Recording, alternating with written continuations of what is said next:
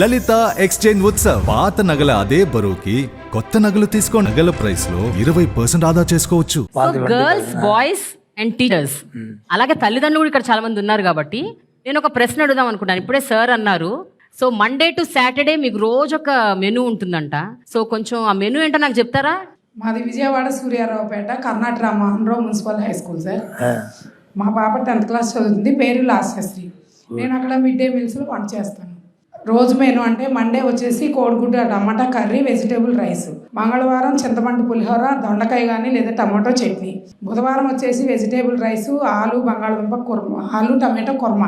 గురువారం వచ్చేసి ఆప్షన్ ఉంది సార్, నిమ్మకాయ పులిహోర లేదంటే కనుక సాంబార్ బాత్. మేము సాంబార్ బాత్ పిల్లలు ఎక్కువగా ఇష్టపడి అది వాళ్ళు మెనూ సెలెక్ట్ చేసుకున్నారు, అది ఇస్తాం సార్. శుక్రవారం వచ్చేసి అన్ని రకాల ఆకుకూరలతోటి పప్పు, వైట్ రైస్. శనివారం వచ్చేసి పుదీనా కొత్తిమీర రైస్ ప్లస్ పప్పు చారు, స్వీట్ పొంగల్.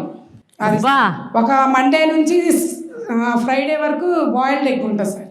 ఒక సాటర్డే మటుకి ఎగ్ ఇవ్వండి అంతే. Okay, very good, super.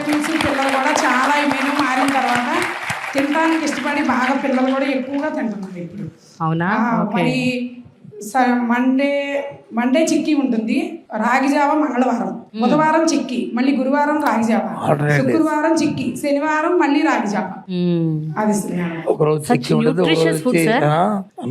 Sir ఇక్కడ ఈ సందర్భంలో నేను ఒకటి చెప్పాలి సార్. నేను హైదరాబాద్ పబ్లిక్ స్కూల్ బేగంపేటలో చదువుకున్నాను. మన ముఖ్యమంత్రి గారు కూడా అక్కడే చదువుకున్నారు. మాకు అలాంటి మెనూ ఉండేది సార్ మేము చదువుకునే రోజుల్లో. ఇప్పుడు కూడా ఉంది అదే మెనూ.